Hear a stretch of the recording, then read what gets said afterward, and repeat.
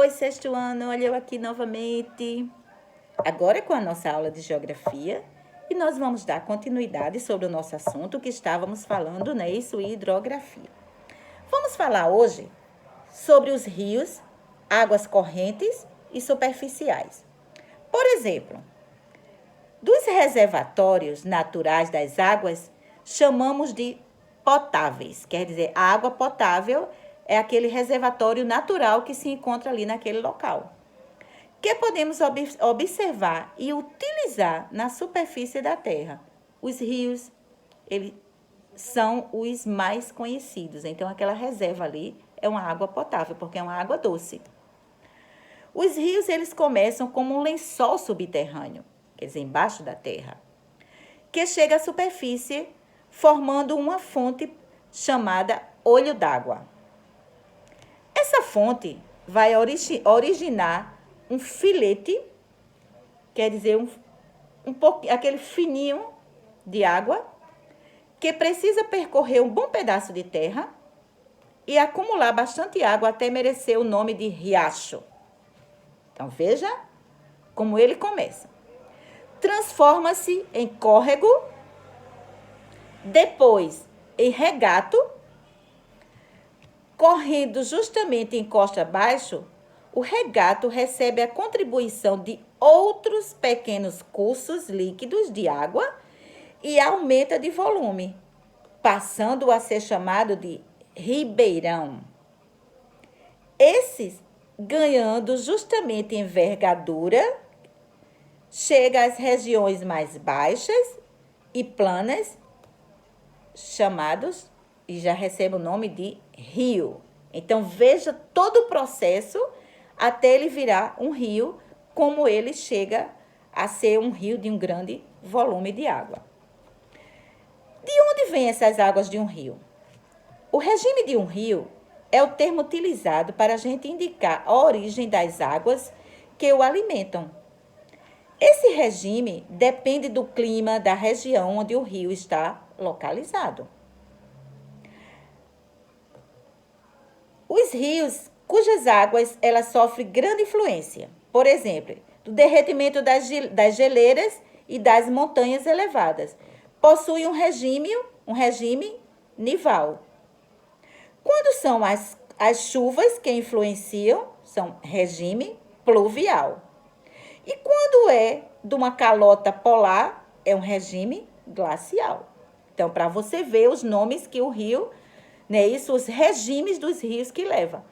Para você ver, regime nival, pluvial e glacial. O caminho de um rio. Vamos ver todo o percurso dele. Começa pela nascente. É o lugar onde o rio nasce, enquanto o caminho que ele percorre se chama curso.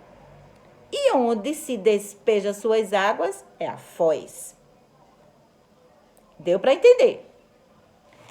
Em termos de localização, chamamos de montante sua direção de nascente e jussante sua direção de deságua. Veja os nomes, viu? As curvas que um rio faz em sua trajetória, naturalmente, de cima para baixo, são chamadas de meandros. E o acúmulo de materiais que se forma em suas margens recebe o nome de planícies fluviais ou várzeas. Um rio, em alguns trechos do seu curso, deixa-se justamente escapar por irregularidades no terreno ou, até contrário, é alimentado por essas mesmas falhas, criando, então, chamamos de afluentes. O conjunto formado por um rio e seus afluentes é denominado de rede hidrográfica, enquanto que a área banhada por essa rede recebe o nome de bacia hidrográfica. Deu para entender? Espero que sim. As bacias hidrográficas, elas podem ser separadas por um acidente de relevo, como planalto, As montanhas que separam os rios da rede hidrográfica, indicando as bacias a que pertencem, são as chamadas divisores de águas ou interflúvios.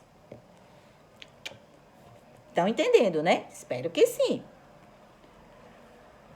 Durante todo o ano, o volume de água de um rio, ele pode mudar bastante. Há épocas em que ele pode diminuir muito ou mesmo até secar.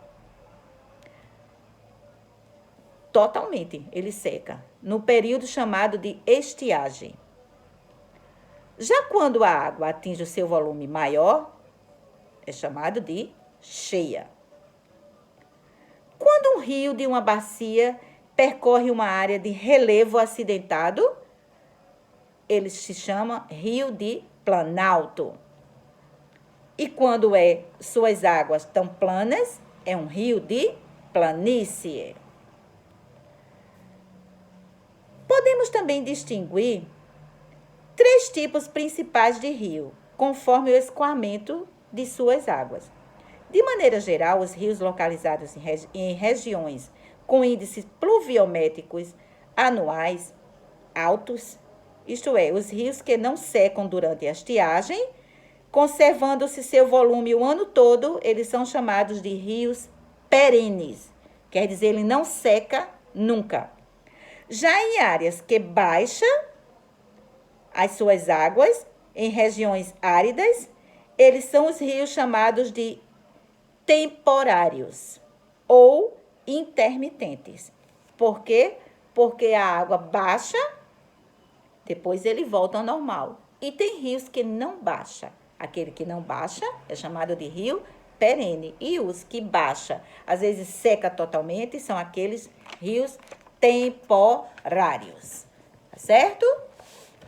Para onde vão as águas de um rio? Sua foz é o termo utilizado para a gente determinar o destino final das águas fluviais. Isto é, de um rio, que pode ser também em outro rio, um lago ou também um oceano. A foz de um rio, ele tem 2 formas, delta e o estuário. A desembocadura em estuário acontece quando a força da corrente de um rio ele é muito grande, não permitindo o acúmulo de sedimentos trazido pelas águas, lançando então suas águas no mar sem dificuldade nenhuma. Aí eu pergunto, as águas serão motivo de guerra no século XXI? O que é que vocês acham? A Organização justamente das Nações Unidas, a ONU, considera que a escassez de água é resultado da combinação de efeitos naturais, populacionais, econômicos e até naturais. E sua previsão, que não é nada otimista, divulga justamente um relatório. De acordo com esse estudo, a África será um continente mais afetado com a falta de água. Na Ásia, serão mais de 1 bilhão de pessoas com dificuldades de acesso à água. Então, já está dito que pode sim ocorrer uma guerra por conta da água. E aí, gostaram do assunto? Espero que sim. Tchau, tchau para vocês. Bom final de semana.